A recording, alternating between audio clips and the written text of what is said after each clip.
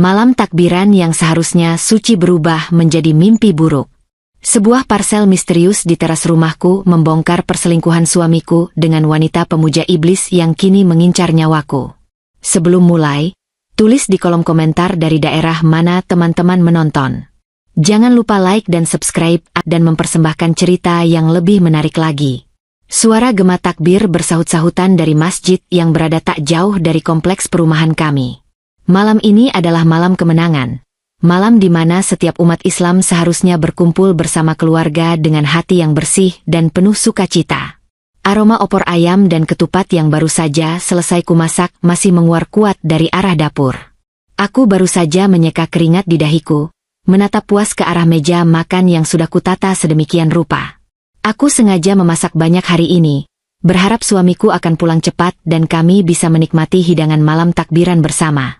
Namun, harapan itu hancur berkeping-keping dalam hitungan detik. Pintu depan rumah tiba-tiba terbuka dengan kasar. Aku terkesiap dan segera berjalan menuju ruang tamu. Di sana, suamiku berdiri dengan wajah angkuh, mengenakan kemeja sutra mahal yang entah dari mana ia dapatkan uang untuk membelinya.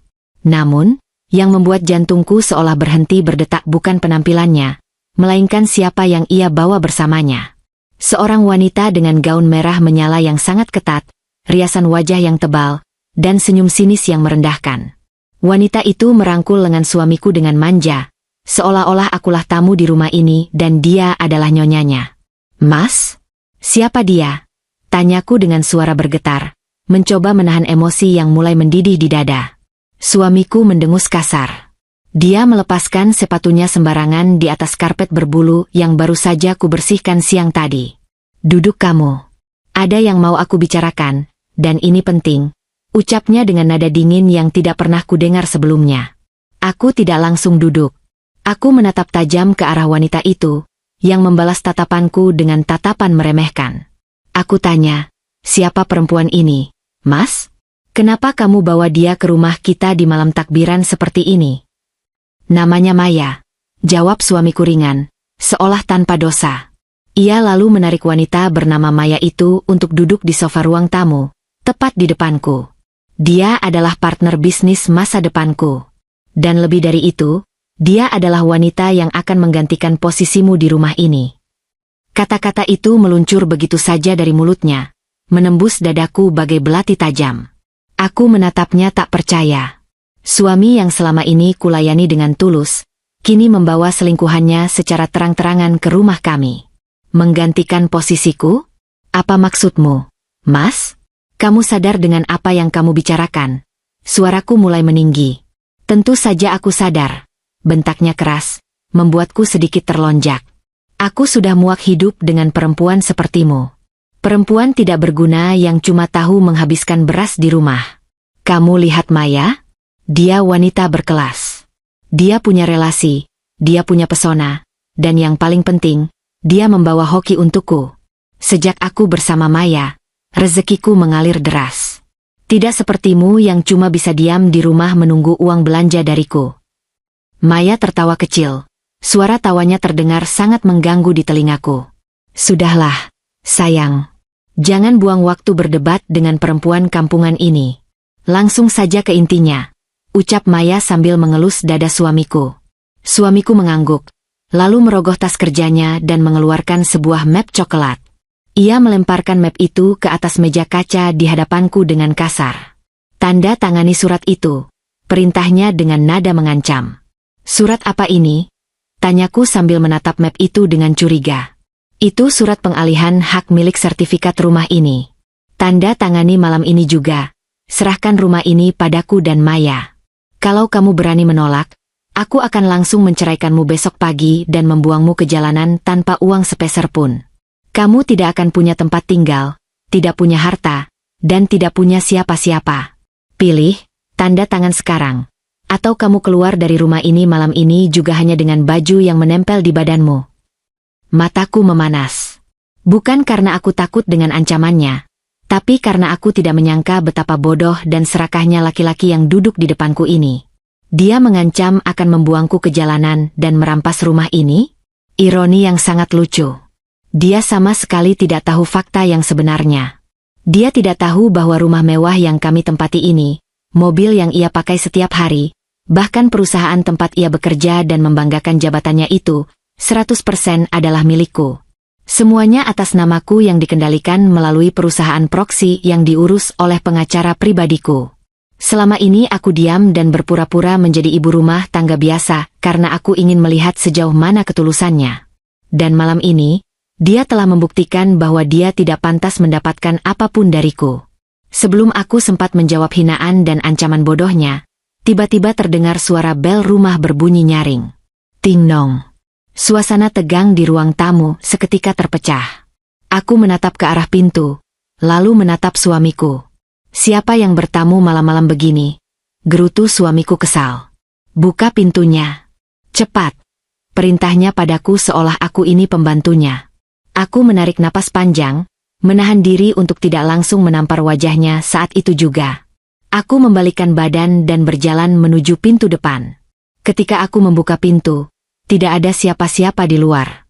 Udara malam terasa tiba-tiba sangat dingin, membuat bulu kuduku sedikit meremang. Aku melangkah keluar ke teras, melihat ke arah pagar rumah yang tertutup rapat. Sepi. Tidak ada mobil atau motor yang berhenti. Namun, saat aku menundukkan pandangan, mataku tertuju pada sebuah kotak parsel berukuran sedang yang diletakkan begitu saja di lantai teras, tepat di depan keset pintu. Parsel itu dibungkus dengan kain sutra berwarna hitam gelap, dihiasi dengan pita merah darah yang diikat rapi. Tidak ada kartu ucapan. Tidak ada nama pengirim. Hanya sebuah kotak misterius yang diletakkan dalam diam. Karena penasaran, aku membungkuk dan mengangkat kotak itu. Agak berat. Apakah ini dari tetangga? Tapi kenapa bungkusnya aneh sekali? Firasatku mulai mengatakan ada sesuatu yang tidak beres. Tapi aku tetap membawa kotak itu masuk ke dalam rumah. Siapa yang datang? Tanya suamiku dengan nada tidak sabar saat aku kembali ke ruang tamu sambil membawa kotak parsel tersebut. Tidak ada orang. Cuma ada parsel ini di depan pintu. Jawabku datar sambil meletakkan kotak itu di atas meja kaca. Tepat di sebelah map pengalihan sertifikat yang ia lemparkan tadi. Parsel lebaran? Dari siapa? Tumben sekali ada yang kirim parsel pakai kain hitam begitu. Komentar suamiku, meski wajahnya tetap menunjukkan ketidaktertarikan. Sementara itu, aku menyadari tatapan mata Maya tiba-tiba berubah. Saat matanya melihat kotak berbungkus kain hitam dan pita merah itu, ujung bibirnya sedikit tertarik ke atas, membentuk sebuah senyuman sinis yang sangat tipis namun mengerikan. Mata Maya berbinar dengan kilat yang aneh, seolah dia sangat tahu apa isi di dalam kotak tersebut. Buka saja. Ucap Maya dengan nada suara yang sengaja dibuat lembut, tapi terdengar penuh bisa. Siapa tahu isinya kejutan yang menyenangkan untuk malam takbiranmu. Aku menatap Maya sejenak, lalu perlahan tanganku meraih ujung pita merah itu. Entah kenapa, tanganku sedikit gemetar. Ada aroma aneh yang mulai tercium dari sela-sela kotak itu. Bukan aroma wangi kue kering atau sirup manis khas lebaran. Aromanya sangat asing, menusuk hidung, dan membuat perutku mual. Aroma yang mengingatkanku pada tanah basah, kapur barus, dan sesuatu yang membusuk. Dengan tarikan pelan, pita merah itu terlepas. Aku menyingkap kain sutra hitam penutup kotak. Ketika penutup bagian dalam kotak kardusnya kubuka, mataku membelalak lebar. Jantungku berdegup sangat kencang hingga rasanya hampir melompat keluar dari dada. Nafasku tercekat di tenggorokan. Di dalam kotak itu sama sekali tidak ada makanan. Seluruh permukaan dalam kotak dilapisi oleh kain kafan lusuh yang tampak kotor oleh bercak kecoklatan yang sudah mengering. Di atas hamparan kain kafan itu, terdapat gundukan tanah basah yang berbau sangat anyir dan menyengat. Dan yang paling mengerikan, di tengah-tengah gundukan tanah kuburan itu, tergeletak 3 buah potongan jari manusia yang sudah pucat dan kaku, dengan kuku-kuku yang menghitam. Aku tersentak mundur. Kakiku tersandung ujung karpet hingga aku hampir terjatuh. Tanganku gemetar hebat menunjuk ke arah kotak itu. Mulutku terbuka tapi tidak ada suara yang keluar. Kengerian yang luar biasa menyergap seluruh tubuhku. Suamiku yang melihat reaksiku mendecak kesal. Ada apa sih? Cuma parsel begitu saja pakai acara kaget segala. Lebay kamu. Ia mencondongkan tubuhnya untuk melihat isi kotak tersebut. Saat matanya melihat potongan jari dan kain kafan itu, Suamiku memang sedikit terkejut, tapi reaksinya sangat di luar dugaanku. Dia tidak panik atau memanggil polisi. Dia malah tertawa keras. Tawa yang sangat arogan dan meremehkan. Hahaha. Ya ampun. Aku kira apa? Ini pasti kerjaan orang iseng. Prank murahan. Zaman sekarang orang memang aneh-aneh saja cari perhatian. Ucap suamiku sambil menggelengkan kepalanya. Ia kembali bersandar di sofa dengan santai. Sudah, jangan bertingkah seperti orang kesurupan. Buang saja kotak sampah itu keluar. Dan cepat tanda tangani surat ini. Aku menatap suamiku dengan perasaan campur aduk antara jijik, ngeri, dan amarah yang luar biasa. Dia menganggap potongan tubuh manusia sebagai lelucon? Kualihkan pandanganku pada Maya. Wanita itu tidak tertawa. Dia duduk dengan tenang, menatapku tepat di mata. Senyum sinis di wajahnya kini semakin lebar. Matanya menatapku lekat-lekat, bukan dengan tatapan seorang selingkuhan yang sedang pamer, melainkan tatapan seorang pemangsa yang sedang melihat mangsanya terjebak dalam perangkap kematian. Di detik itu juga, di tengah gema takbir yang masih sayup-sayup terdengar, aku menyadari satu hal. Kotak ini bukan prank. Ini adalah sebuah teror. Sebuah ancaman yang sangat nyata dan mematikan. Dan yang lebih mengejutkan, ketakutanku perlahan menguap, digantikan oleh rasa marah yang dingin dan pekat. Mereka pikir mereka bisa menakut-nakutiku? Mereka pikir aku adalah mangsa yang lemah? Suamiku mungkin meremehkanku karena dia buta akan kebenaran. Tapi wanita pemuja iblis di depanku ini baru saja membangunkan naga yang tertidur. Malam ini, mereka mungkin merasa menang, tapi aku bersumpah, mereka berdua akan menyesali hari di mana mereka memutuskan untuk menginjakan kaki di rumahku dan bermain-main dengan nyawaku. Aku masih berdiri mematung di ruang tamu, menatap bergantian antara kotak berisi teror menjijikan itu, suamiku yang terus mendesak dengan surat pengalihan aset, dan Maya yang tersenyum penuh kelicikan. Kepalaku terasa pening karena bau anyir yang menguar, tapi pikiranku berputar cepat, menyusun kepingan-kepingan ingatan selama 1 tahun terakhir. Kepingan kebohongan yang akhirnya membentuk gambar utuh tentang pengkhianatan suamiku. Sambil mengatur napas dan berusaha agar ekspresi wajahku tetap datar, aku memaksa ingatanku mundur ke 1 tahun yang lalu. Saat itu, pernikahan kami terasa biasa saja. Suamiku adalah seorang asisten manajer di sebuah perusahaan properti. Gajinya lumayan, cukup untuk hidup nyaman, meski aku tahu itu tidak seberapa dibandingkan dengan aset kekayaan yang diam-diam kumiliki. Namun suatu hari, dia pulang ke rumah dengan wajah berseri-seri, memelukku, dan menceritakan kabar yang luar biasa. Aku dipromosikan, serunya waktu itu dengan bangga. Aku diangkat menjadi direktur operasional proyek baru. Dan kamu tahu yang lebih hebat? Ada investor misterius yang menyuntikkan dana miliaran rupiah khusus untuk proyek yang kupegang. Kita akan kaya raya. Kamu tidak perlu lagi repot-repot memikirkan harga kebutuhan pokok yang naik. Suamimu ini sekarang adalah orang penting. Saat itu, sebagai istri yang kelihatannya tidak tahu apa-apa, aku pura-pura bahagia dan memujinya setinggi langit. Aku ingat betul bagaimana dadanya membusung bangga. Namun jauh di lubuk hatiku, aku tertawa geli. Aku tahu persis siapa investor misterius itu dan dari mana dana miliaran itu berasal. Perusahaan properti tempat suamiku bekerja adalah salah satu dari belasan anak perusahaan yang berada di bawah naungan korporasi milik mendiang ayahku. Dan yang menyetujui promosi serta suntikan dana itu tidak lain adalah pengacara pribadiku, Faris, atas perintah rahasiaku. Aku melakukan itu murni karena aku ingin memberinya kesempatan berkembang. Ingin melihat apakah dengan kekuasaan dan uang, dia akan menjadi pria yang lebih baik dan suami yang lebih bertanggung jawab. Namun, dugaanku meleset jauh. Uang dan jabatan tidak membentuk karakternya, melainkan mengungkap karakter aslinya yang rakus dan arogan. Beberapa bulan setelah promosi itu, perubahan drastis mulai terjadi. Ia jarang pulang tepat waktu. Alasannya selalu sama. Rapat dengan klien penting, meninjau proyek di luar kota, atau menjamu investor.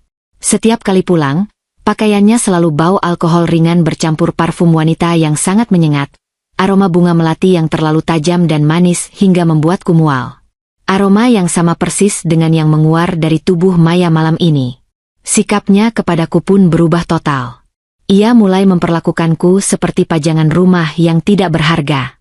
Ia sering mengkritik penampilanku, mengatakan aku terlalu kuno, tidak pandai merawat diri, dan tidak pantas disandingkan dengan pria berkelas sepertinya.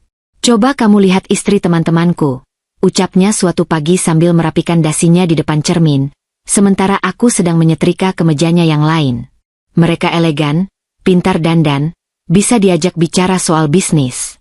Lah kamu? Cuma tahu urusan dapur dan sumur. Kalau ada acara kantor, aku malu bawa kamu. Kamu bersyukur saja aku masih mau pulang ke rumah dan memberimu makan. Hinaan demi hinaan itu kutelan dalam diam. Bukan karena aku tidak punya harga diri, tapi karena aku sedang mengumpulkan bukti demi bukti kebusukannya. Aku ingin melihat seberapa dalam ia akan menggali kuburannya sendiri. Puncaknya terjadi sekitar 6 bulan yang lalu. Saat itu aku iseng memeriksa buku tabungan bersama yang kami buka sejak awal pernikahan. Rekening itu biasanya kami gunakan untuk dana darurat dan tabungan masa depan. Jumlahnya memang tidak fantastis bagiku, hanya sekitar 300 juta, hasil kumpulan sisa gajinya yang selalu kusisihkan dengan telaten. Namun, ketika aku mencetak mutasi rekening, jantungku seolah berhenti. Saldonya tinggal 300 ribu rupiah. Semua uang itu telah ditarik secara bertahap dalam jumlah puluhan juta. Ketika aku mengonfrontasinya malam itu, dia sama sekali tidak merasa bersalah. Wajahnya malah memerah karena marah, merasa otoritasnya dipertanyakan.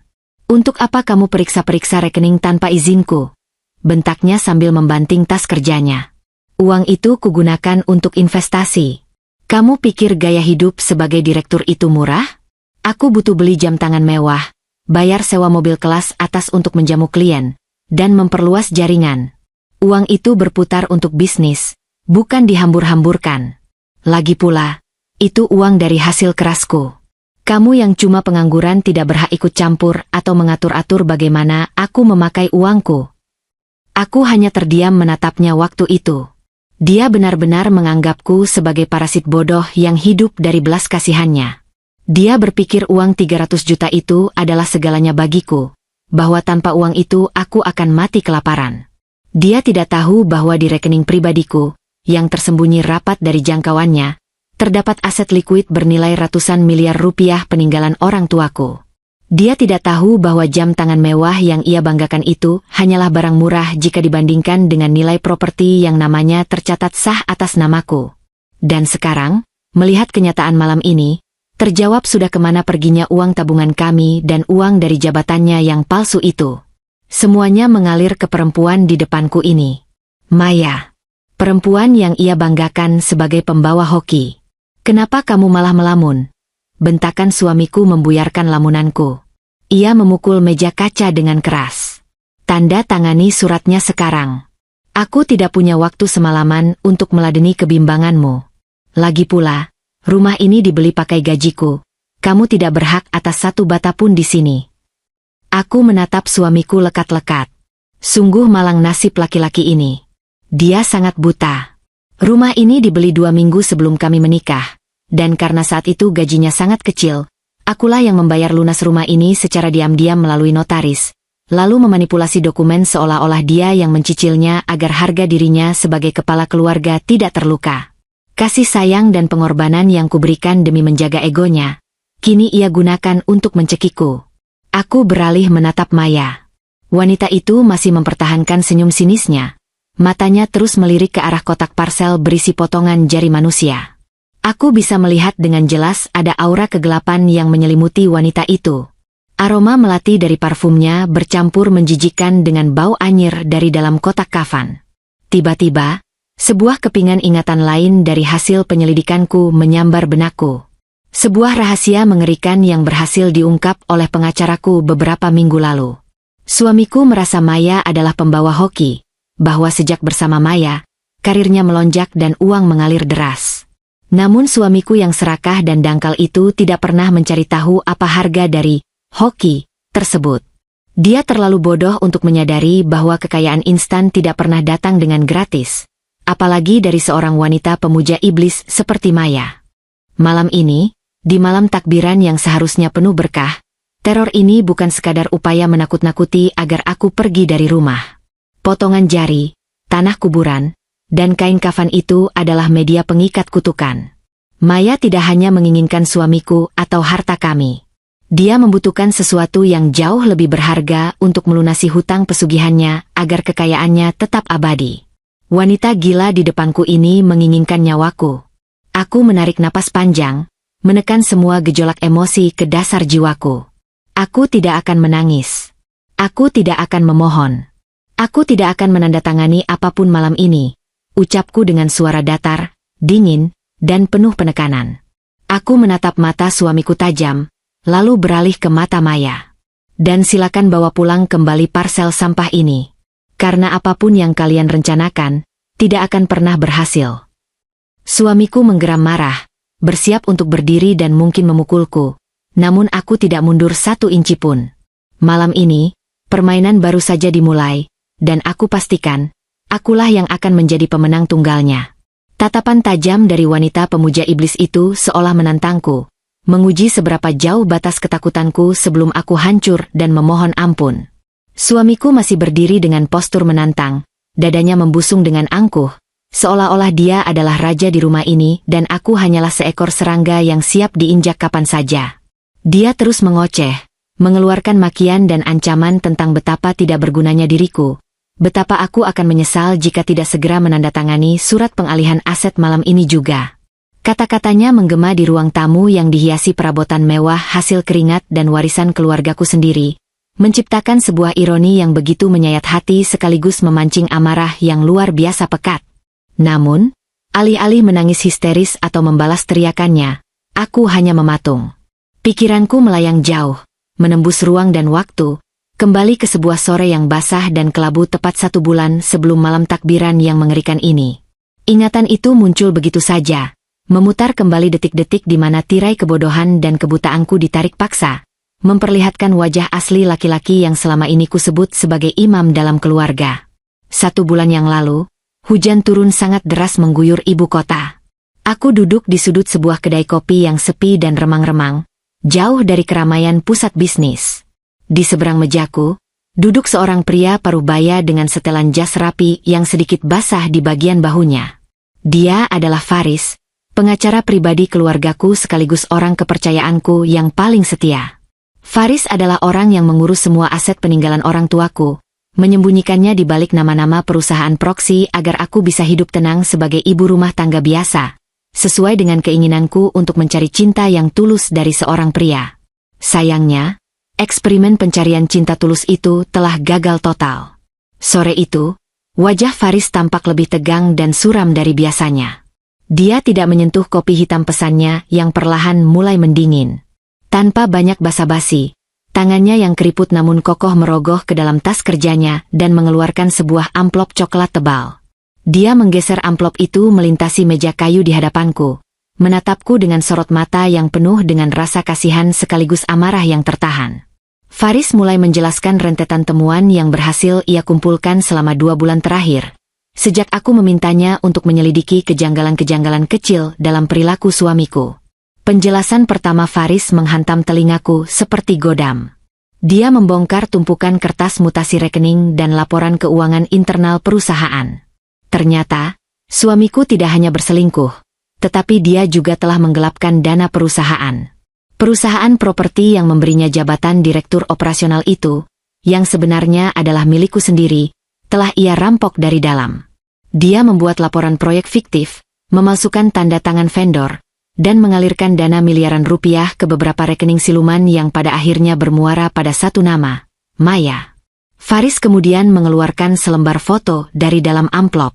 Foto seorang wanita dengan gaun merah yang mencolok, wanita yang sama persis dengan yang duduk di ruang tamuku malam ini.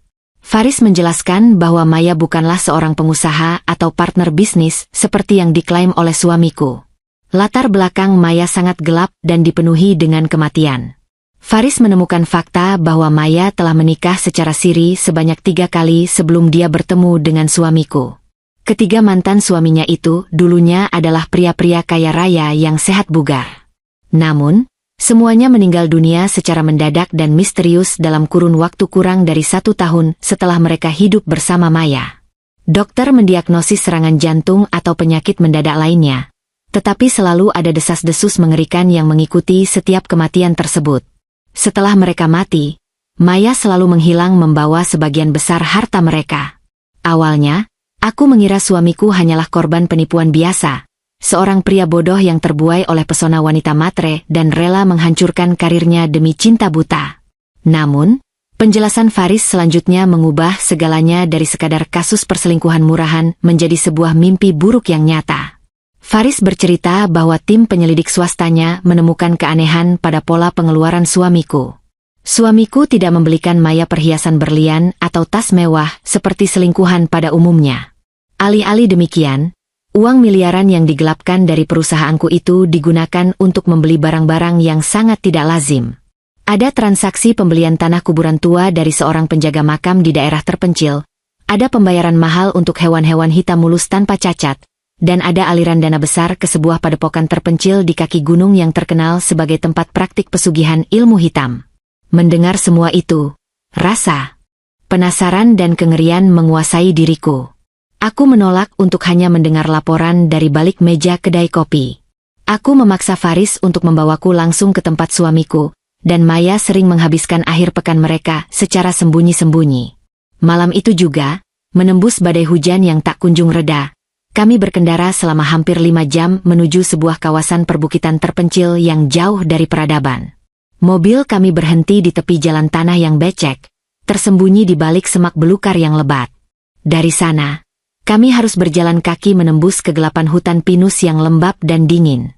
Angin malam berhembus kencang, membawa aroma tanah basah dan dedaunan busuk yang menyengat hidung. Aku merapatkan mantelku, berusaha meredam detak jantungku yang berpacu liar. Setelah berjalan cukup jauh, di ujung sebuah tebing yang curam, berdirilah sebuah villa tua bergaya kolonial yang tampak tidak terawat dari luar. Tidak ada lampu penerangan di halaman, hanya ada cahaya merah redup yang memendar dari salah satu jendela di lantai dasar. Faris memberi isyarat agar aku melangkah tanpa suara. Kami mengendap-endap seperti bayangan, mendekati dinding samping villa tersebut. Aku menempelkan punggungku ke dinding batu yang dingin, lalu perlahan mengintip dari celah jendela kayu yang tidak tertutup rapat. Apa yang kulihat di dalam ruangan itu adalah sebuah pemandangan yang akan terus menghantui setiap malamku. Sebuah pemandangan yang merobek habis sisa-sisa rasa hormat dan cintaku pada pria yang telah kunikahi. Ruangan itu kosong dari perabotan normal.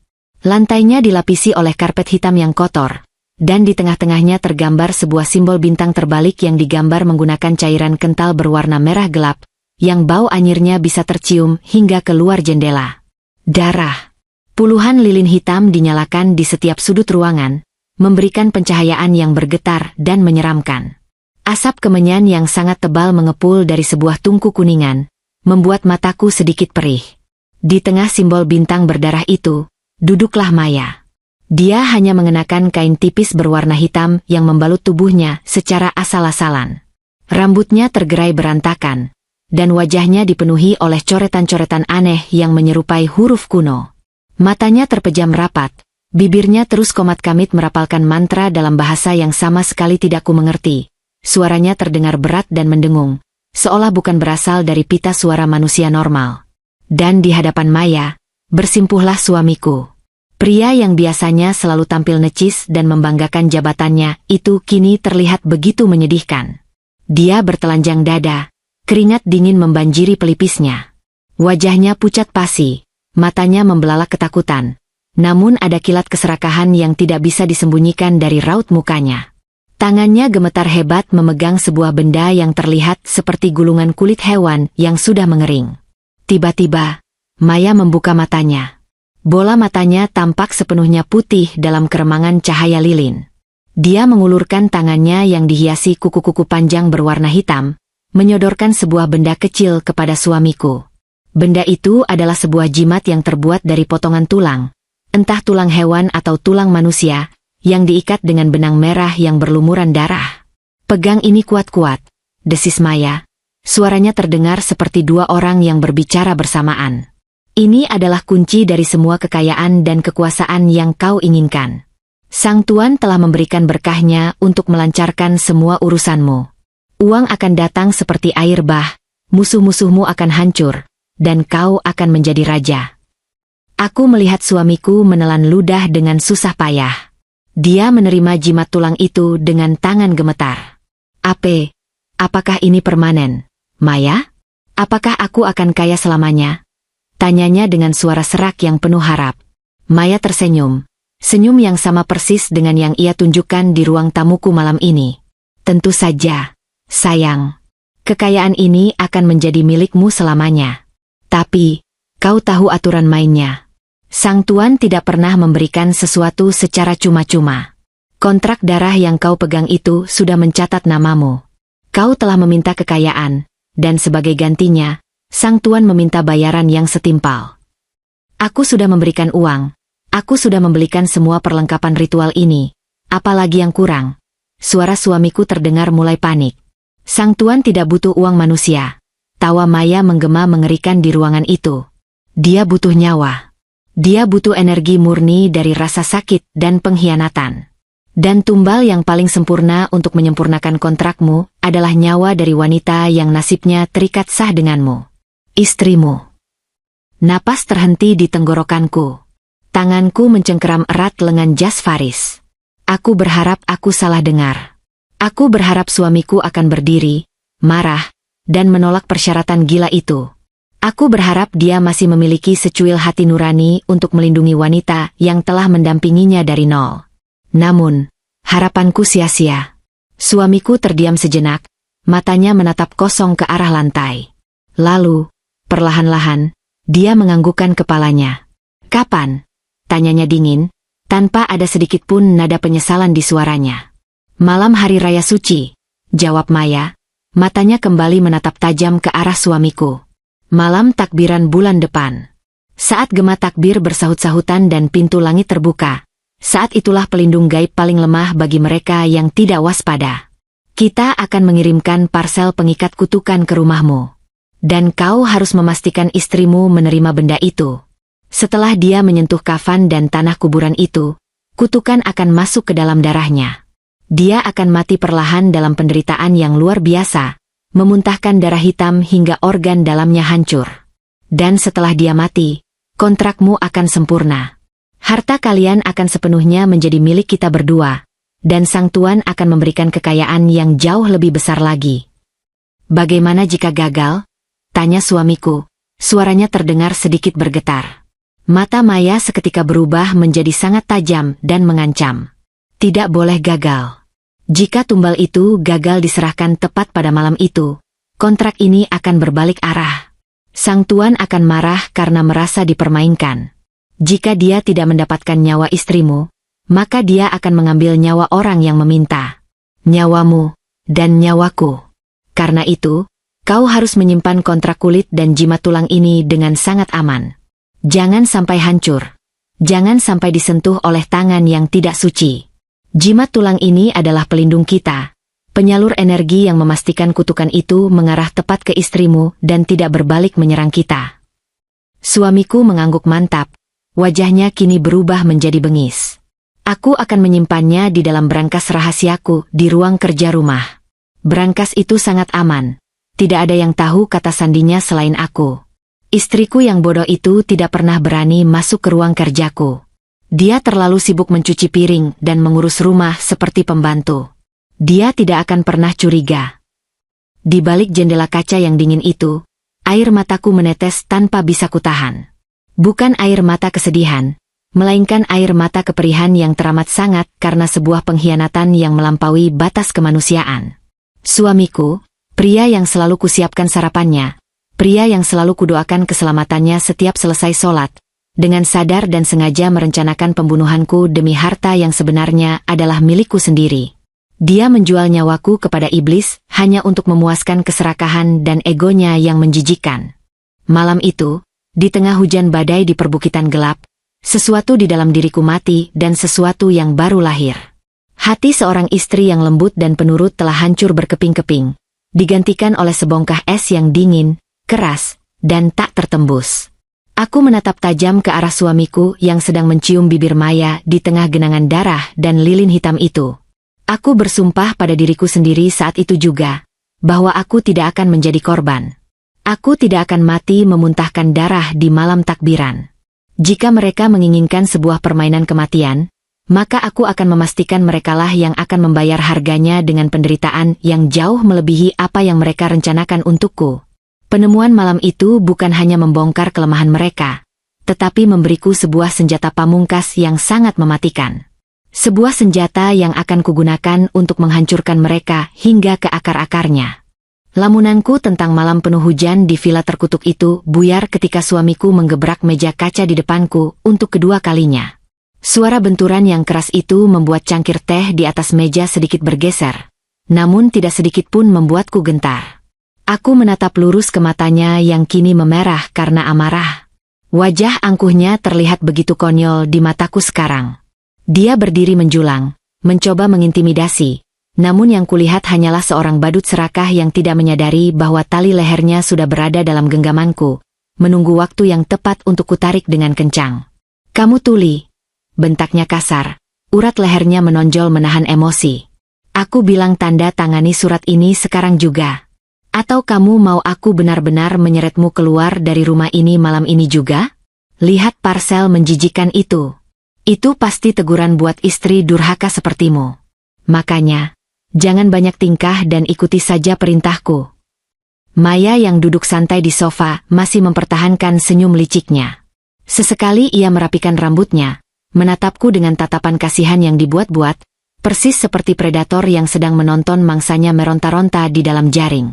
Mereka benar-benar mengira aku sedang berada di puncak ketakutan dan keputusasaan. Mereka mengira aku diam karena syok melihat isi parsel berbau anyir itu. Aku menarik napas panjang, sangat panjang, membiarkan udara malam takbiran yang seharusnya suci ini mengisi paru-paruku, mengusir sisa-sisa bau tanah kuburan yang menguar dari kotak di atas meja. Aku menggeser pandanganku dari wajah suamiku ke arah parsel terkutuk itu, lalu kembali menatap mereka berdua dengan ekspresi sedatar tembok beton. "Aku permisi ke dapur dulu," ucapku tenang, suaraku tidak bergetar sama sekali. Sangat kontras dengan situasi tegang yang sedang terjadi. Ruang tamu ini mendadak berbau sangat busuk, dan aku tidak suka rumahku dikotori oleh sampah. Aku akan menyingkirkan parsel ini, lalu melihat opor ayam di kompor. "Kalian tunggu saja di sini, jangan kemana-mana." Tanpa menunggu persetujuan atau balasan dari suamiku yang tampak tertegun dengan reaksi tenangkanku, aku mengulurkan tangan, menutup kembali kotak kardus berisi kain kafan dan potongan jari itu dengan kain sutra hitamnya, lalu mengangkatnya dengan kedua tangan. Aku membalikkan badan, berjalan melangkah dengan anggun meninggalkan ruang tamu. Aku bisa merasakan tatapan mata suamiku yang bingung dan tatapan Maya yang tiba-tiba berubah sedikit waspada menembus punggungku. Namun aku tidak peduli. Langkahku mantap menyusuri lorong rumah yang terang benderang, menuju area dapur yang luas di bagian belakang rumah. Sesampainya di dapur, aku meletakkan parsel itu di atas meja pulau marmer dengan sedikit bantingan, sengaja menciptakan suara yang cukup keras. Aroma opor ayam yang gurih, wangi daun salam, dan lengkuas segera menyapa hidungku, bertabrakan secara aneh dengan aura gelap yang menempel pada kotak hitam tersebut. Aku berjalan ke wastafel, menyalakan keran air dingin, dan mencuci tanganku berkali-kali menggunakan sabun antiseptik, menggosok sela-sela jariku seolah ingin melunturkan segala kenajisan yang baru saja kusentuh. Sambil mengeringkan tangan menggunakan serbet bersih, aku menatap bayanganku sendiri di pantulan kaca oven yang gelap. Wajah seorang istri yang selama bertahun-tahun selalu berusaha tampil sempurna demi menyenangkan suami, kini terlihat jauh lebih tajam dan dingin. Aku tidak lagi menjadi korban pasif yang hanya bisa menangis meratapi nasib. Aku telah melampaui fase kesedihan itu sebulan yang lalu. Kini, aku adalah perancang panggung sandiwara ini, dan malam ini adalah malam pertunjukan pamungkasku. Aku merogoh saku dasterku dan mengeluarkan ponsel pintar yang sedari tadi sengaja kusimpan dalam mode senyap. Layarnya menyala, menampilkan satu pesan singkat yang masuk beberapa menit lalu dari Faris. Pesan itu sangat singkat, namun memuat bobot kemenangan yang tak ternilai. Semua umpan sudah dimakan. Target sudah masuk perangkap sepenuhnya. Surat resmi sudah di tangan kepolisian. Kami bersiaga. Aku tersenyum tipis, sebuah senyuman yang jauh lebih mematikan daripada seringai Maya di ruang tamu. Aku mengetik balasan dengan cepat. Mereka sudah datang membawa parsel itu. Eksekusi tahap 1 dimulai sekarang. Pastikan semua bukti keuangan siap ditayangkan. Setelah mengirim pesan itu, aku bersandar pada meja dapur, membiarkan ingatanku kembali memutar momen krusial yang terjadi tepat 1 minggu yang lalu. Momen di mana aku secara aktif mengambil alih kendali atas nasibku sendiri. Momen di mana aku menyelinap masuk ke dalam kandang singa untuk merampas senjata utama mereka. Malam itu, sekitar jam 2 dini hari, suamiku tertidur pulas di kamar utama setelah menghabiskan setengah botol minuman keras mahal yang selalu ia banggakan. Dengkurannya terdengar berat dan memuakkan. Aku bangkit dari tempat tidur dengan sangat perlahan, memastikan tidak ada sedikit pun perdi kasur yang berderit. Aku berjalan tanpa alas kaki, mengendap-endap keluar dari kamar dan menyusuri lorong menuju ruang kerja suamiku yang selalu terkunci rapat. Aku memiliki kunci cadangan ruangan itu yang kubuat diam-diam berbulan-bulan lalu. Dengan tangan yang sangat tenang, aku membuka pintu kayu jati tersebut dan melangkah masuk ke dalam ruangan yang pengap karena bau asap rokok. Cahaya bulan purnama menyusup melalui celah gorden, memberikan penerangan remang-remang yang cukup untuk membimbing langkahku. Aku langsung menuju ke rak buku besar yang menempel di dinding sebelah kiri. Di balik tumpukan buku-buku manajemen bisnis yang tidak pernah ia baca itu, terdapat sebuah brankas baja tertanam kuat di dinding. Suamiku pernah menyombongkan bahwa tidak ada yang tahu kata sandi brankas ini. Namun, pria yang dibutakan oleh nafsu dan kesombongan biasanya sangat mudah ditebak. Dia tidak memiliki imajinasi yang cukup tinggi untuk membuat kata sandi yang rumit. Aku menekan panel sentuh di brankas tersebut. 6 digit angka. Percobaan pertama, aku memasukkan tanggal ulang tahunku. Gagal. Layar berkedip merah. Percobaan kedua, aku memasukkan tanggal pernikahan kami. Gagal lagi. Aku tersenyum sinis. Percobaan ketiga, dengan napas tertahan, aku memasukkan tanggal lahir Maya yang berhasil didapatkan oleh Faris dari dokumen latar belakang wanita itu. 6 digit angka kutekan. Terdengar bunyi klik yang halus, diikuti oleh lampu indikator yang berubah menjadi hijau. Brankas itu terbuka. Bodoh sekali. Saat pintu baja itu ditarik terbuka, hembusan udara yang sangat busuk langsung menerjang wajahku. Baunya persis seperti bau parsel di ruang tamu saat ini. Campuran antara kapur barus, darah kering, dan daging yang membusuk. Di dalam brankas yang sejuk itu, tidak ada tumpukan uang tunai atau emas batangan. Hanya ada beberapa map dokumen perusahaan, dan di sudut paling gelap, tergeletak sebuah kotak kayu kecil berwarna hitam yang diukir dengan simbol-simbol aneh. Aku memakai sarung tangan karet tipis yang sudah kusiapkan dari saku, lalu mengambil kotak kayu itu dan membukanya. Di dalamnya, tergeletak benda-benda yang selama ini menjadi sumber nyawa bagi ambisi gila suamiku. Selembar gulungan kulit kasar yang dipenuhi tulisan darah, kontrak gaib yang pernah kulihat di villa sebulan lalu. Dan di atas gulungan kulit itu, tergeletak jimat tulang berukuran ibu jari yang diikat kuat dengan benang merah pekat. Jimat tulang pemancar kutukan pelindung Maya. Tanganku tidak gemetar sedikit pun saat aku mengambil jimat tulang yang menjijikkan itu. Aku telah mempersiapkan segalanya. Dari saku sebelah kiri, aku mengeluarkan sebuah tulang sapi kecil yang sudah diamplas dan dibentuk menyerupai aslinya, lengkap dengan lilitan benang merah biasa. Aku meletakkan jimat palsu itu ke dalam kotak kayu, menempati posisi yang sama persis. Suamiku tidak akan pernah menyadari perbedaannya, karena dia terlalu takut untuk menyentuh benda itu lebih lama dari yang diperlukan.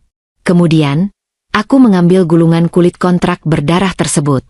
Aku membacanya sekilas, melihat namaku dan nama suamiku tertulis di sana menggunakan darah. Rasa jijik dan benci kembali mendidih di dadaku, tapi aku tetap fokus.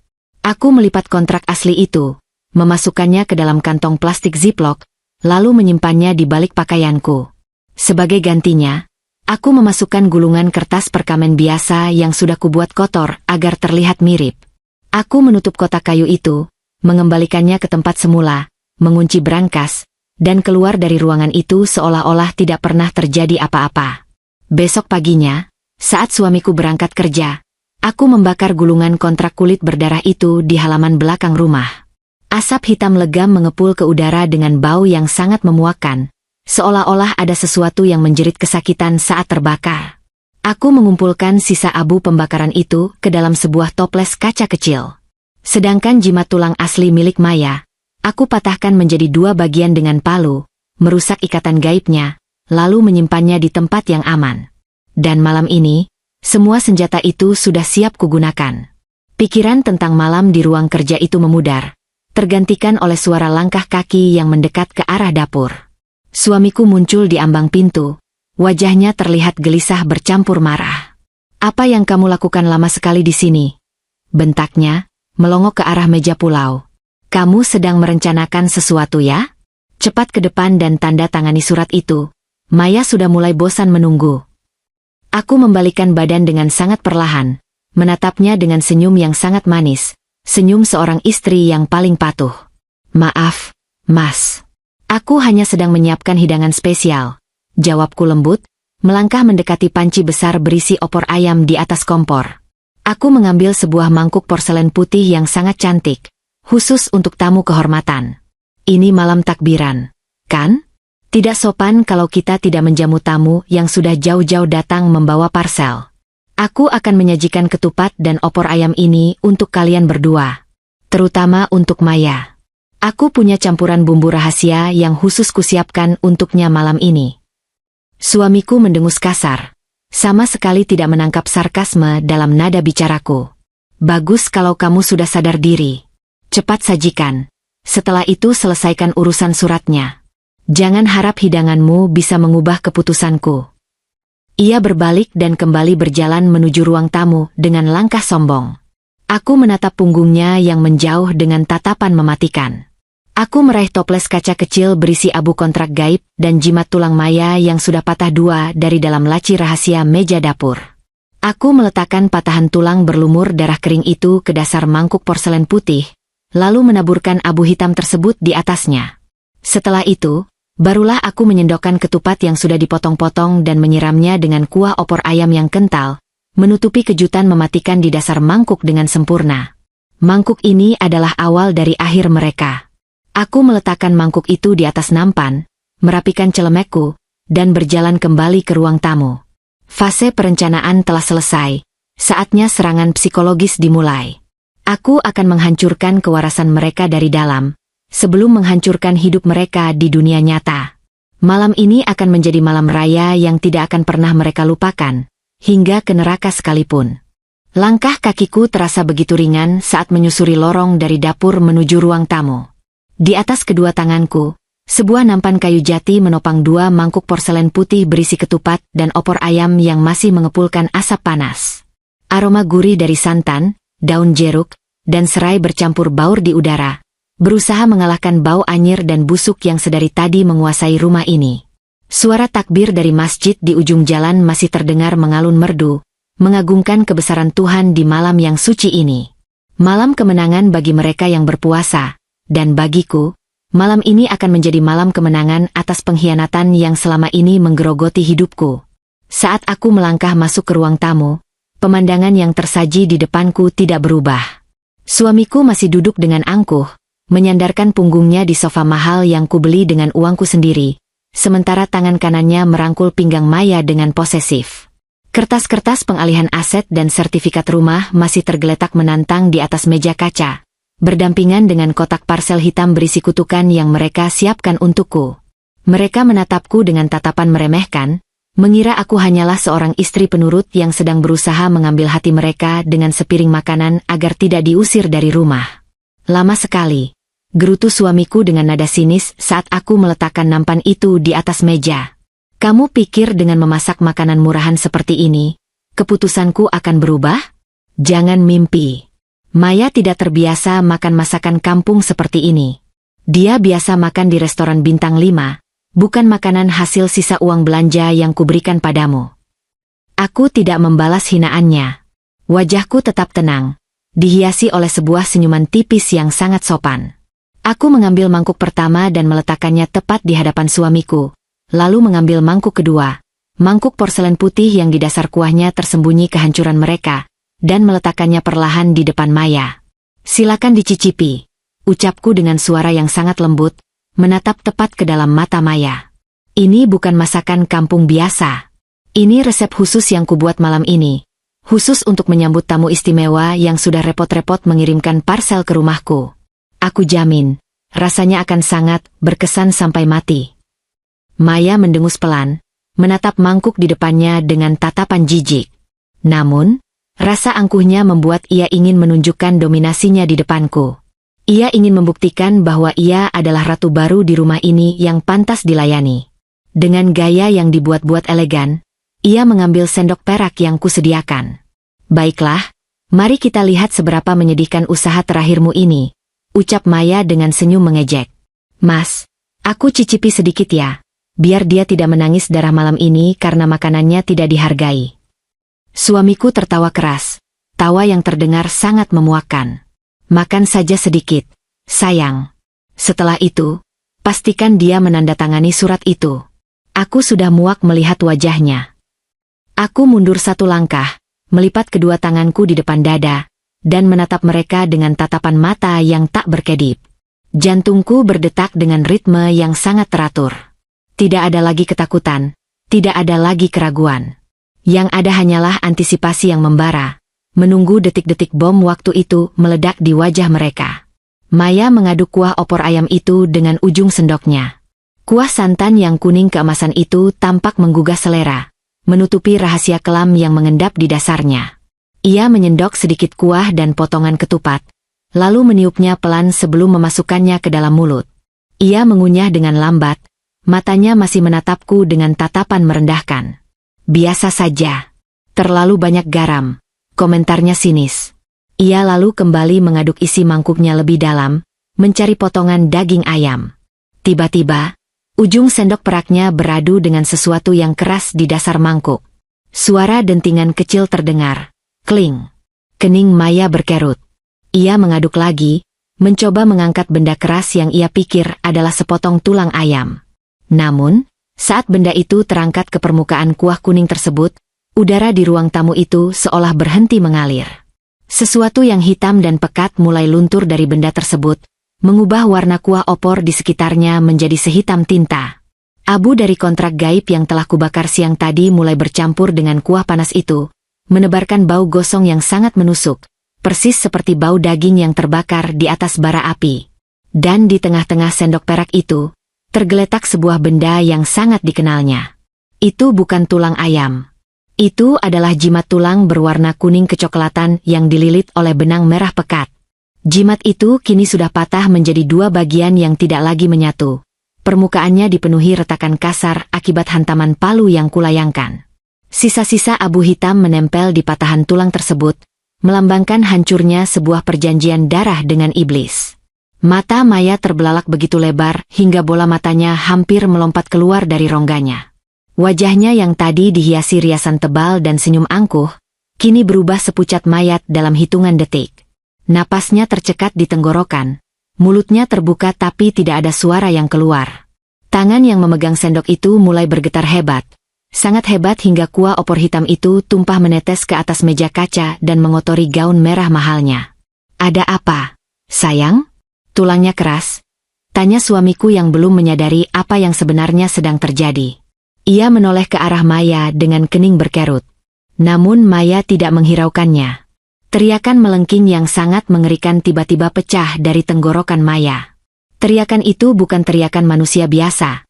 Itu adalah lengkingan keputusasaan, ketakutan yang absolut, dan rasa sakit yang tak terbayangkan. Ia membanting sendok itu ke atas meja hingga mangkuk porselennya pecah berantakan. Pecahan jimat tulang itu terlempar ke pangkuannya. Bersama dengan kuah hitam yang bau busuknya kini menyebar ke seluruh penjuru ruangan, mengalahkan bau bunga melati dan wangi masakan. Tidak. Tidak mungkin. Jerit Maya histeris, suaranya pecah dan parau. Ia melompat dari sofa, mundur beberapa langkah hingga menabrak dinding ruang tamu. Tangannya menggaruk-garuk leher dan dadanya sendiri dengan kasar, seolah ada api yang membakar dari dalam kulitnya. Kuku-kukunya yang panjang meninggalkan bekas cakaran merah yang mulai berdarah di kulit putihnya. Suamiku terlonjak kaget dari tempat duduknya, wajahnya dipenuhi kebingungan dan kepanikan. Maya, kamu kenapa? Maya.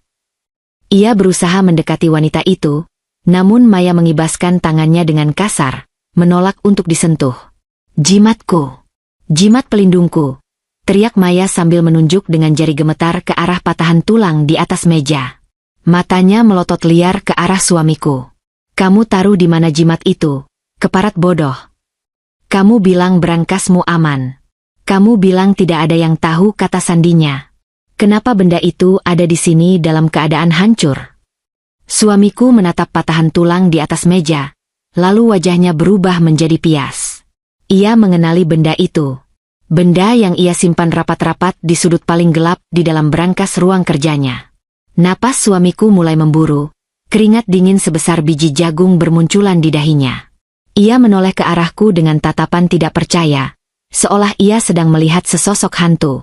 Aku masih berdiri di tempat yang sama, tak bergeser 1 inci pun. Senyum dingin tak pernah lepas dari bibirku. Aku menatap Maya yang kini jatuh terduduk di lantai, menangis meraung-raung sambil memegangi kepalanya. Kamu mencari pelindungmu, Maya? Suaraku mengalun pelan namun memotong jeritannya seperti sebuah pisau es. Jimat itu sudah kupatahkan minggu lalu. Dan kontrak kulit berdarah yang kalian buat dengan iblis itu? Sudah kubakar menjadi abu. Dan abunya baru saja kamu telan bersama kuah opor buatan istri yang kalian remehkan ini. Kau gila, jerit Maya. Air mata hitam bercampur maskara mengalir deras di pipinya. Kau tidak tahu apa yang kau lakukan. Kutukan itu, tumbal itu, malam ini batas waktunya. Jika pelindungnya hancur dan tumbalnya tidak mati, sang tuan akan mengambil nyawaku. Dia akan datang malam ini. Dia sudah ada di sini.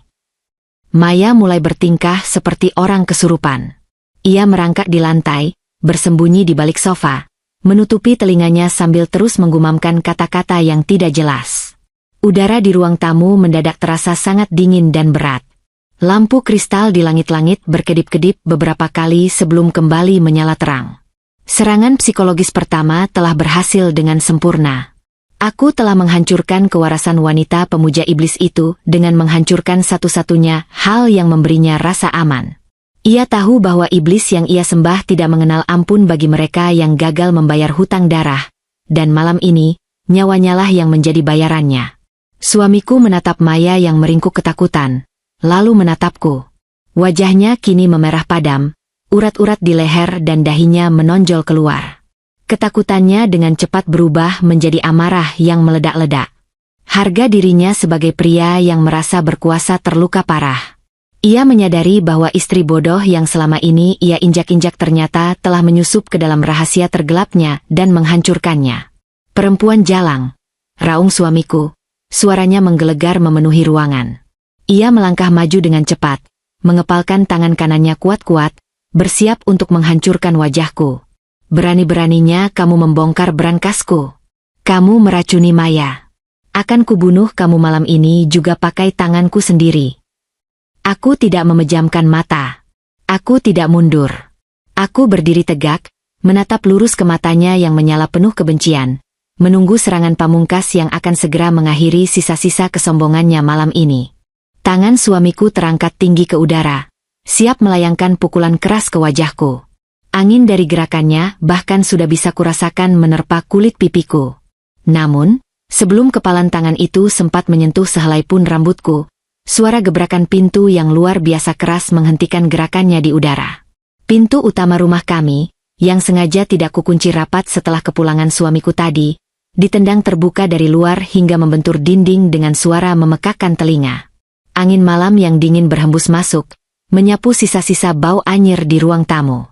Di ambang pintu, berdiri sosok tegak pria parubaya dengan setelan jas abu-abu yang rapi dan raut wajah sedingin es. Faris, pengacara pribadiku. Di belakangnya, berdiri 2 orang pria berbadan tegap dengan seragam safari hitam, petugas keamanan pribadi yang selalu bersiaga atas perintah Faris.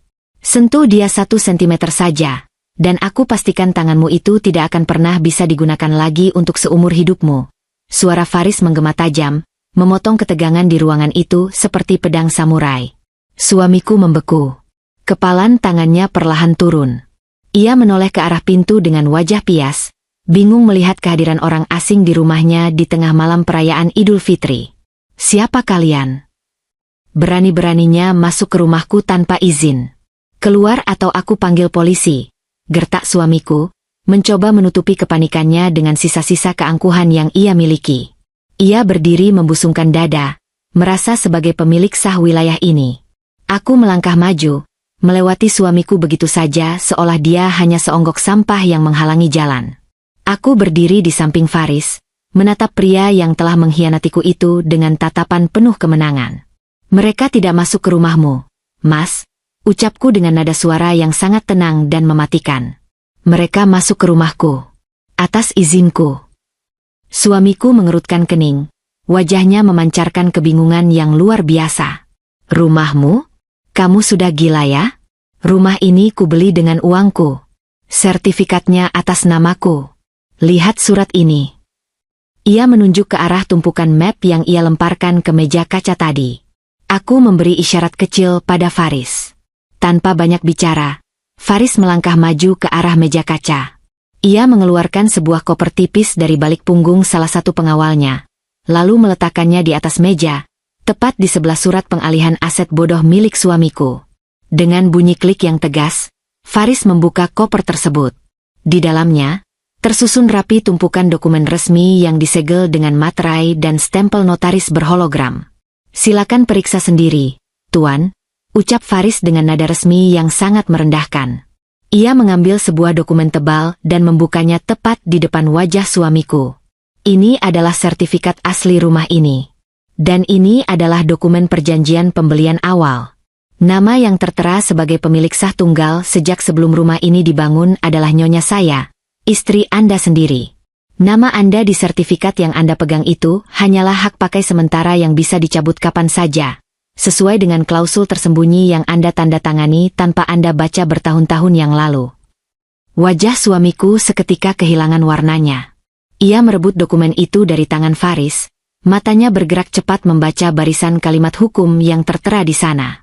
Tangannya mulai gemetar. Tidak, ini tidak mungkin. Ini pemalsuan. Aku yang membayar cicilannya. Aku bekerja keras untuk rumah ini. Bantahnya dengan suara yang mulai terdengar panik dan putus asa. Anda membayarnya dari rekening yang secara otomatis disuntikkan dana oleh perusahaan proksi milik istri Anda. Setiap tanggal muda, potong Faris tanpa ampun. Istri Anda yang mensubsidi seluruh ilusi kebanggaan Anda sebagai kepala keluarga. Rumah ini, mobil yang Anda pakai, hingga perabotan yang Anda duduki, semuanya adalah milik mutlak klien saya. Suamiku terhuyung mundur, seolah baru saja dipukul telak di ulu hati. Ia menatapku dengan mata terbelalak, napasnya tersengal. Maya, yang masih meringkuk ketakutan di sudut ruangan sambil menggumamkan doa-doa sesat, seolah tidak lagi menjadi fokusnya. Kehancuran egonya yang selama ini ia bangun di atas kebohongan jauh lebih menyakitkan baginya daripada ancaman gaib. Kamu membohongiku selama ini. Desis suamiku padaku, mencoba memutarbalikkan fakta seolah-olah akulah yang bersalah. Kamu menyembunyikan semua ini dariku dan membiarkanku terlihat seperti orang bodoh. Kamu memang bodoh, Mas, jawabku tajam. Aku memberimu segalanya. Kesempatan, rumah, jabatan, dan kepercayaan. Tapi apa yang kamu lakukan? Kamu merampokku, kamu mengkhianatiku, dan kamu menjual nyawaku pada iblis demi wanita rendahan di sudut sana. Faris tidak membiarkan suamiku bernapas lega. Serangan faktual belum selesai.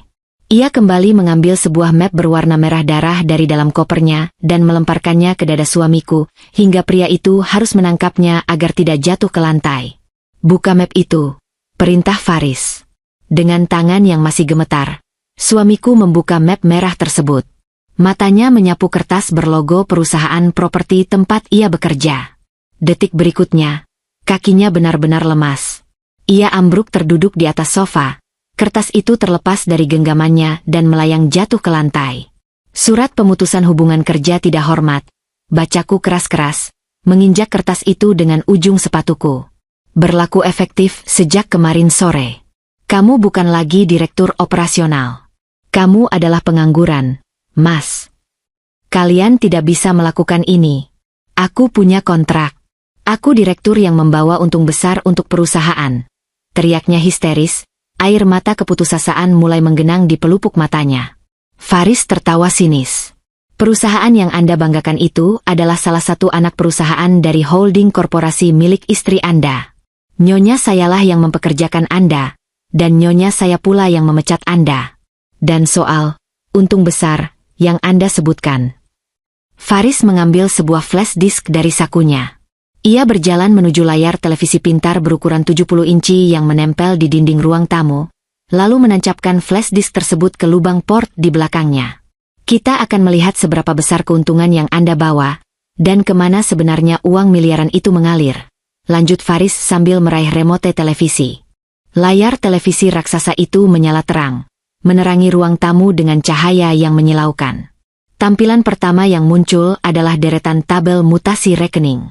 Bukti penggelapan dana. Rekaman transfer ratusan juta yang berulang kali dikirim dari rekening perusahaan ke rekening atas nama Maya, dan aliran dana besar ke sebuah yayasan fiktif yang ternyata adalah alamat sebuah padepokan pesugihan di kaki gunung. Suamiku menutup wajahnya dengan kedua tangan. Erangan putus asa keluar dari mulutnya. Bukti itu tidak bisa disangkal. Dokumen itu adalah tiket emas menuju penjara selama belasan tahun. Ia telah merampok uang istrinya sendiri untuk membiayai wanita pemuja iblis. Namun, hukuman belum berakhir. Faris menekan tombol next pada remote. Tabel angka itu menghilang, digantikan oleh sebuah video beresolusi tinggi. Ruang tamu kami mendadak dipenuhi oleh cahaya merah redup dari layar televisi. Suara dengungan mantra yang berat dan mengerikan menggema dari speaker, menenggelamkan suara takbir di luar sana. Di layar itu, terlihat jelas adegan di villa terpencil sebulan yang lalu. Suamiku dalam keadaan setengah telanjang, bersimpuh di depan Maya di tengah lingkaran bintang berdarah. Suara mereka berdua saat merencanakan kematianku terdengar sangat jernih. Tumbal yang paling sempurna untuk menyempurnakan kontrakmu adalah nyawa istrimu. Suara Maya di video itu menggema ke seluruh penjuru ruangan. Aku akan menyimpannya di dalam brankas rahasiaku. Istriku yang bodoh itu tidak pernah berani masuk ke ruang kerjaku. Suara suamiku sendiri menimpali, terdengar begitu kejam dan penuh keserakahan. Mendengar suaranya sendiri merencanakan pembunuhan, suamiku menjerit dan merangkak menuju televisi. Matikan! Matikan benda itu! Kumohon, matikan! Ia berusaha mencabut kabel televisi, namun salah satu pengawal Faris dengan cepat menendang tangannya, membuatnya tersungkur kembali ke lantai. Di sudut ruangan, Maya yang mendengar suara mantranya sendiri diputar ulang, semakin kehilangan kewarasannya. Ia menjambak rambutnya sendiri hingga rontok, menjerit-jerit bahwa sang tuan sudah marah karena rahasianya dibongkar. Ia menatap ke arah bayangan gelap di sudut plafon rumah, berteriak meminta ampun pada sesuatu yang tidak bisa kami lihat. Aku berdiri di tengah kekacauan yang kubuat sendiri. Rumah yang dulunya penuh kebohongan ini kini menjadi panggung pengadilan yang paling jujur. Aku menatap suamiku yang menangis terseduh-seduh di lantai, meringkuk seperti cacing tanah yang diinjak. Semua ilusi kekuasaannya telah hancur. Jabatan, harta, harga diri, dan kedok sempurnanya telah kurobek habis tak bersisa. Ia kini benar-benar telanjang di hadapan kebenarannya sendiri. Seorang pencuri, pengkhianat, dan calon pembunuh yang gagal. Malam ini kamu mengancam akan membuangku ke jalanan hanya dengan baju di badan. Mas, ucapku dingin, berjongkok di hadapannya dan mengangkat dagunya dengan ujung jariku. Sekarang, ku berikan ancaman itu kembali padamu. Tapi bedanya, ancamanku adalah kenyataan yang akan kamu jalani mulai detik ini.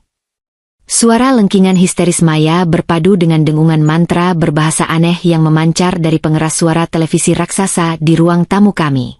Kekacauan yang tercipta di dalam rumah mewah ini begitu memekakan telinga, menenggelamkan gema takbir suci yang sedari tadi berkumandang dari masjid kompleks.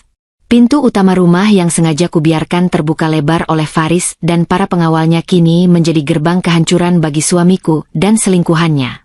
Angin malam yang berhembus masuk tidak mampu mengusir bau busuk yang menguar dari kuah opor hitam berampur abu jimat, serta aroma tanah kuburan dari parsel terkutuk yang masih tergeletak di atas meja. Keributan yang luar biasa bising ini akhirnya memancing perhatian lingkungan sekitar. Di luar pagar, sayup-sayup mulai terdengar suara langkah kaki yang terburu-buru dan bisik-bisik kebingungan. Malam takbiran adalah momen di mana warga kompleks biasanya berkeliling untuk bersilaturahmi atau sekadar membagikan makanan. Dan malam ini, rumahku menjadi tontonan utama.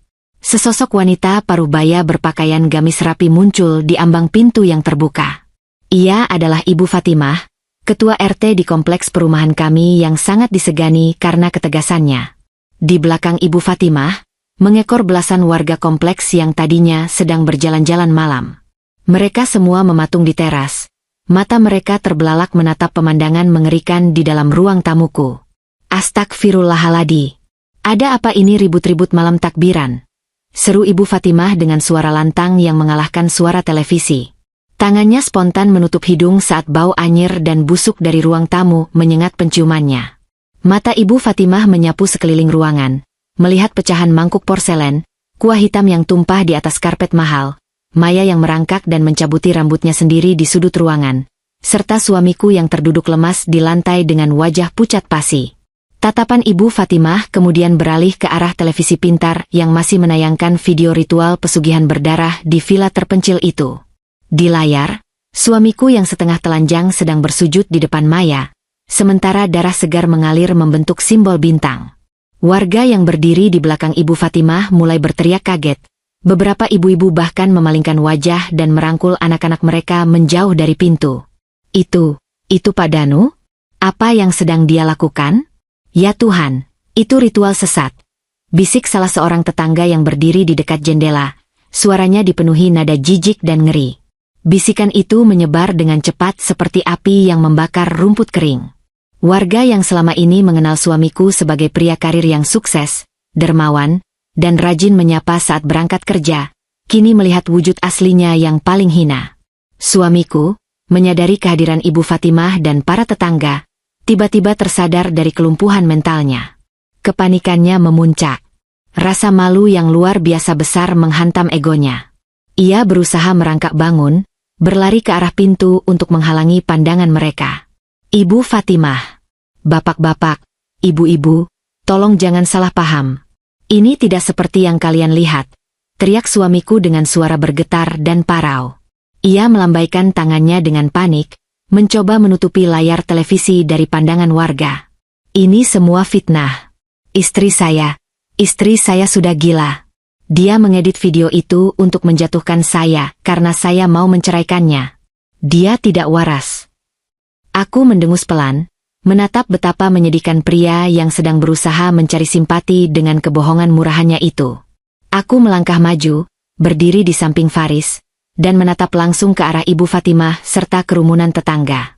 Wajahku tetap tenang, sangat kontras dengan kepanikan suamiku. Video itu bukan editan, Ibu Fatimah, ucapku dengan suara yang jernih dan tegas, memastikan setiap orang di luar sana mendengarnya.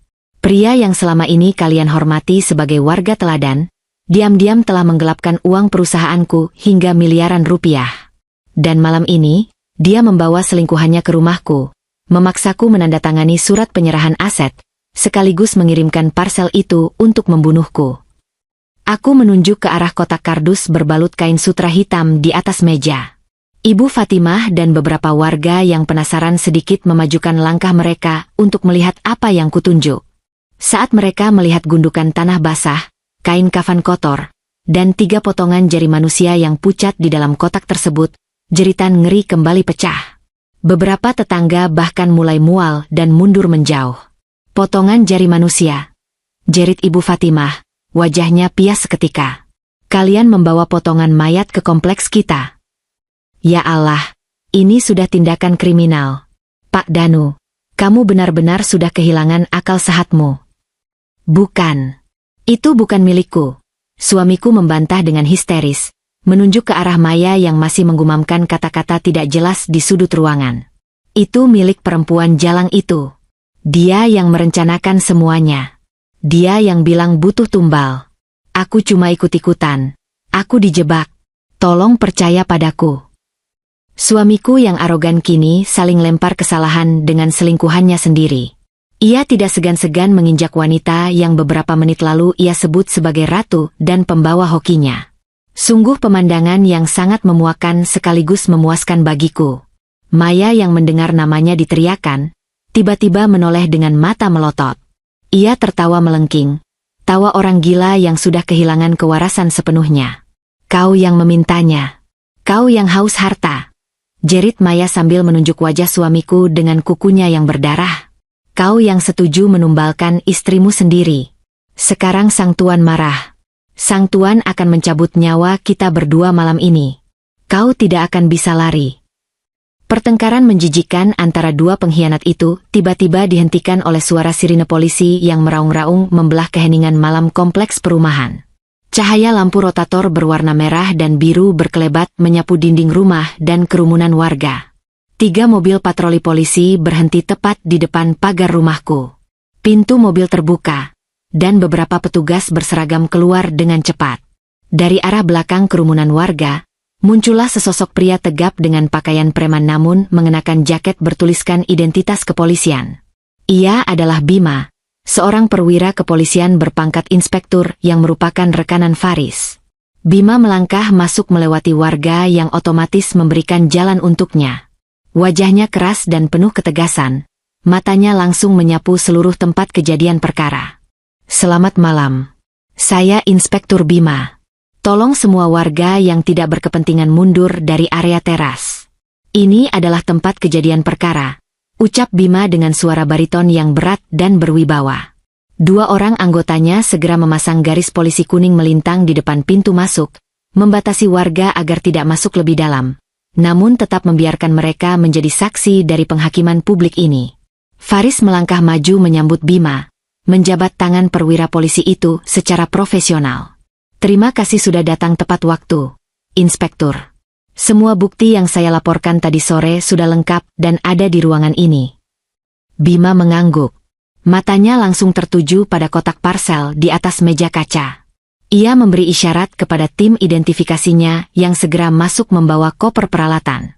Salah satu petugas mengenakan sarung tangan forensik, mendekati meja, dan memeriksa isi kotak tersebut dengan senter kecil. Lapor, Komandan. Positif. 3 ruas jari manusia, diperkirakan dari jenazah yang belum lama dikuburkan, dilihat dari tingkat pembusukannya. Tanah dan kain kafan ini juga identik dengan material makam. Lapor petugas forensik itu dengan suara yang terdengar jelas oleh warga di luar. Bisik-bisik warga kembali meledak. Hinaan, cacian, dan sumpah serapah mulai dilontarkan kepada suamiku. Mereka tidak menyangka hidup bertetangga dengan seorang pelaku ilmu hitam dan pencuri mayat. Bima menoleh menatap suamiku dan Maya dengan tatapan mengintimidasi. Danu dan Maya, kalian berdua resmi ditahan malam ini atas berbagai tuduhan. Penipuan, penggelapan dana perusahaan dalam jumlah masif, percobaan pembunuhan berencana, serta tindak pidana pencurian dan perusakan fasilitas pemakaman umum untuk pencurian organ tubuh manusia. Mendengar rentetan pasal berlapis itu, kaki suamiku benar-benar tidak mampu lagi menopang tubuhnya. Ia ambruk ke lantai, merangkak dengan lututnya menuju ke arahku. Wajah angkuhnya telah sirna, digantikan oleh air mata dan ingus yang menjijikkan. Tangannya mencoba menggapai ujung kakiku, namun salah satu pengawal Faris dengan sigap menendang tangannya menyingkir. Aku mohon ampuni aku. Tangis suamiku meraung-raung. Suaranya terdengar begitu menyedihkan dan memalukan di depan puluhan pasang mata tetangga yang dulu menghormatinya. Aku hilaf. Aku dibutakan oleh ilmu hitam perempuan itu. Tolong cabut laporanmu. Aku ini suamimu. Aku kepala keluargamu. Kamu tidak mungkin tega memenjarakan suamimu sendiri. Beri aku kesempatan kedua. Aku akan menceraikan dia dan kita mulai dari awal. Tolong aku. Aku menunduk menatap makhluk hina yang meratap di bawah sepatuku. Tidak ada secuil pun rasa kasihan di hatiku. Semuanya sudah mati terbunuh pada malam saat aku melihatnya menyetujui kontrak darah di villa itu. Kesempatan kedua, suaraku terdengar sedingin es di kutub utara. Kamu telah menghancurkan kesempatan keduamu saat kamu menarik tabungan kita untuk membeli tanah kuburan. Kamu membuang kesempatan itu saat kamu membongkar brankas untuk menyimpan jimat pembunuhku. Kamu bukan lagi suamiku. Mulai detik ini, kamu hanyalah sampah bagiku. Aku mengangkat wajahku, menatap tajam ke arah 2 petugas keamanan kompleks yang kebetulan ikut hadir di antara kerumunan warga. Pak Satpam, panggilku lantang. Kedua petugas keamanan berseragam biru itu langsung bersikap tegap. Tolong bawa masuk 2 tong sampah besar dari depan rumah ke sini. Perintahkan asisten rumah tangga saya untuk memasukkan semua pakaian dan barang pribadi milik laki-laki ini ke dalam tong sampah tersebut, lalu buang keluar pagar rumah saya malam ini juga.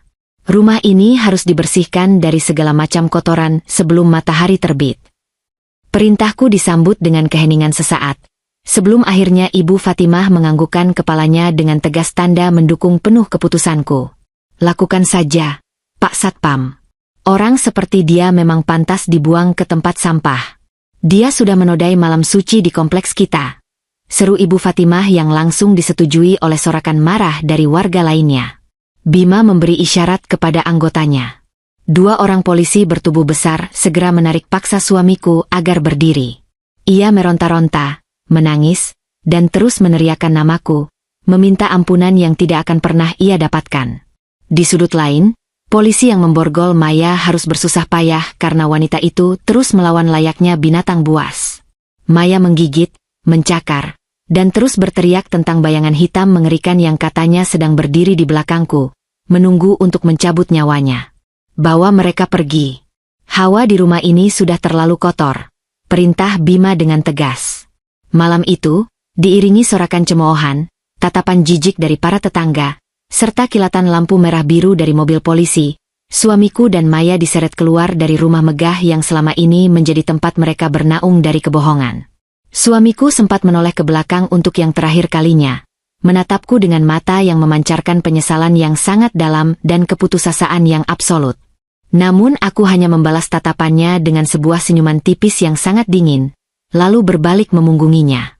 Pintu rumah akhirnya kututup rapat, mengunci mereka di luar sana, dalam kegelapan masa depan yang telah mereka hancurkan dengan tangan mereka sendiri.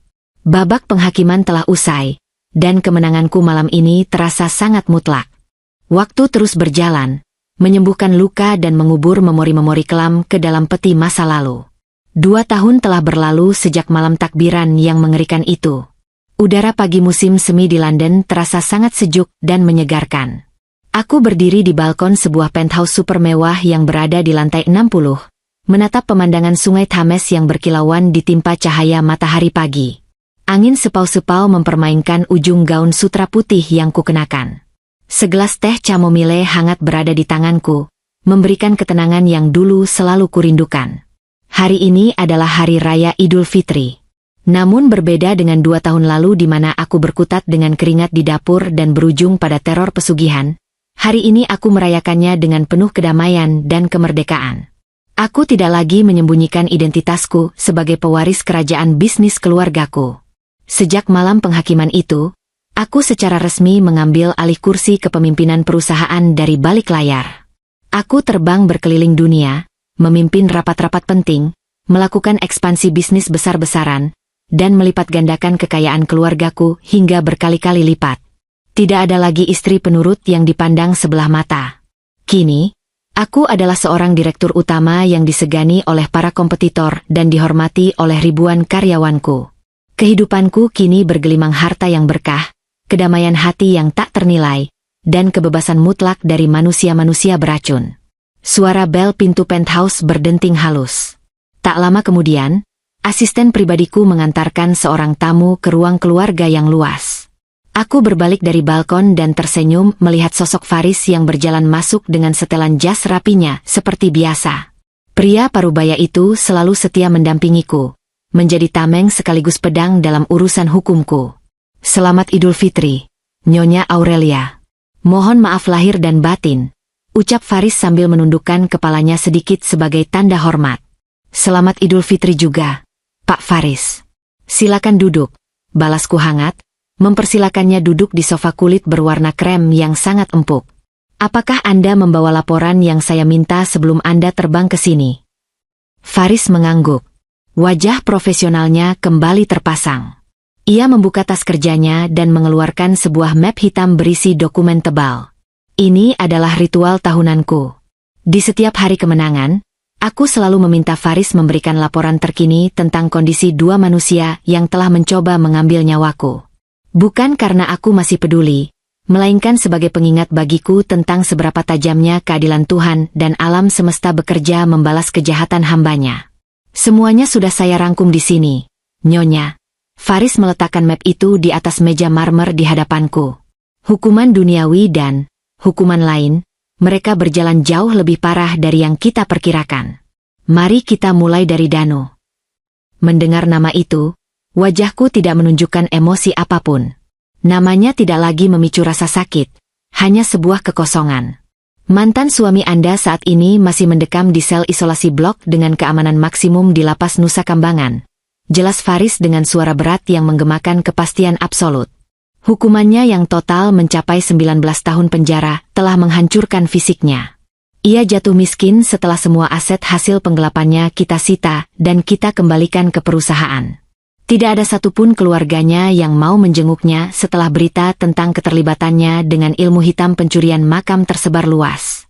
Namun, siksaan terberatnya bukanlah dinding penjara itu. Faris mengeluarkan selembar laporan dari sipir penjara dan dokter lapas. Menurut laporan medis dan kesaksian para penjaga lapas, Danu mengalami halusinasi visual dan auditori yang sangat ekstrim. Setiap malam, ia berteriak histeris, membenturkan kepalanya sendiri ke jeruji besi hingga berdarah. Ia mengaku bahwa selnya dipenuhi oleh bayangan-bayangan hitam yang mencekiknya. Bayangan itu terus berbisik di telinganya, menagih janji dan hutang darah yang gagal ia bayar di malam takbiran itu. Tubuhnya kini kurus kering. Berat badannya turun lebih dari 30 kilogram.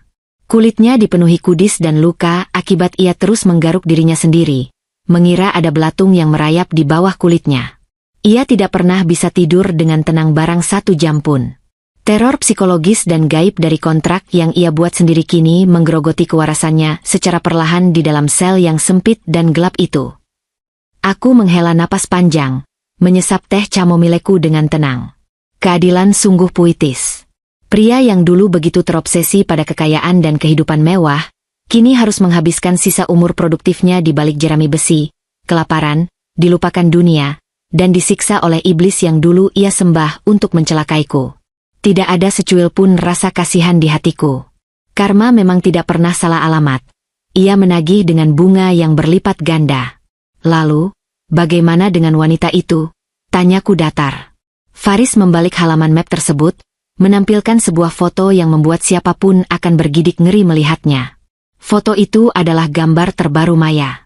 Wanita yang dulu begitu bangga dengan wajah cantik, riasan menor, dan tubuh langsingnya berbalut gaun merah ketat, kini tampak tidak menyerupai manusia normal.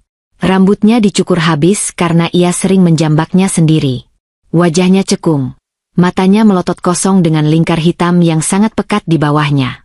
Maya berada di rumah sakit jiwa tingkat tinggi di daerah terpencil. Ia ditempatkan di bangsal isolasi khusus, lapor Faris sambil menunjuk foto tersebut.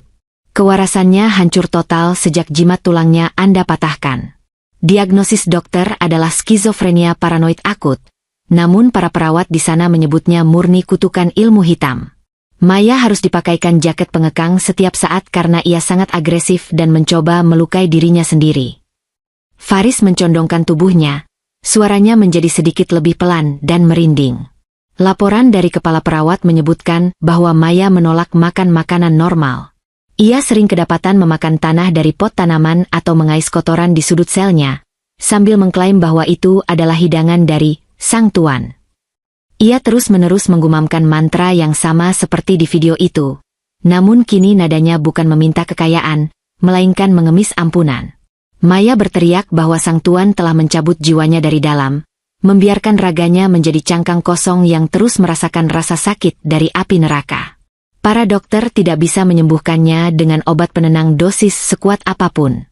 Ia terperangkap dalam nerakanya sendiri, tidak bisa mati, namun tidak bisa hidup layaknya manusia. Fakta itu mengakhiri laporan Faris. Aku menutup map hitam tersebut dengan satu gerakan tangan yang pasti. Penjelasan Faris telah memberikan konklusi yang sangat memuaskan dari drama kelam di masa lalu. Maya, wanita pemuja iblis yang merasa dirinya memegang kendali atas hidup dan mati seseorang, kini menjadi budak abadi dari kegelapan yang ia panggil sendiri. Ia menginginkan nyawaku sebagai bayaran dosanya, namun pada akhirnya, nyawanya lah yang menjadi tumbal atas keserakahannya sendiri. Terima kasih atas laporannya, Pak Faris. Ini adalah kali terakhir saya meminta Anda membacakan laporan ini, ucapku sambil berdiri dari sofa dan melangkah kembali ke arah balkon. Buku tentang mereka sudah benar-benar saya tutup. Masa lalu sudah tuntas membayar harganya. Mulai besok, Kita hanya akan berdiskusi tentang ekspansi pasar baru di Eropa dan rencana pembangunan yayasan panti asuhan yang baru. Faris tersenyum lebar. Senyum bangga dari seorang pelayan setia yang melihat majikannya berhasil bangkit dari kehancuran menjadi sosok yang sangat tangguh. Tentu, Nyonya. Masa depan Anda jauh lebih terang daripada apapun yang bisa dunia ini tawarkan. Saya permisi dulu untuk mempersiapkan dokumen rapat besok. Faris kembali menundukkan kepala dan melangkah keluar dari penthouse, meninggalkanku sendiri dalam keheningan yang nyaman. Aku melangkah ke tepi balkon, membiarkan sinar matahari pagi menghangatkan wajahku. Di bawah sana, kota London mulai berdenyut dengan aktivitas manusia. Aku memejamkan mata, mensyukuri napas yang masih berhembus di paru-paruku. Masa lalu telah mengajarkanku satu pelajaran yang sangat berharga. Jangan pernah meremehkan kekuatan seorang wanita yang diam. Terkadang, mereka yang terlihat seperti korban paling rapuh adalah arsitek dari pembalasan dendam yang paling mematikan. Suamiku dan selingkuhannya telah bermain api, melempar parsel terkutuk yang berisi kain kafan dan potongan jari untuk menghancurkanku di malam yang suci.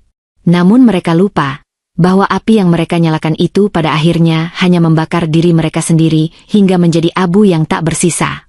Aku membuka mata, menatap langit biru yang membentang luas tanpa batas. Di sini, di atas puncak dunia yang kubangun dengan kekuatanku sendiri, aku, Aurelia, telah memenangkan permainan ini. Cerita tentang teror malam takbiran itu kini hanyalah sebuah epilog kelam dari kisah kemenanganku yang abadi. Tidak ada lagi ketakutan. Yang tersisa kini hanyalah aku, kekayaanku, dan kedamaian yang tak akan pernah bisa dirampas oleh siapapun lagi.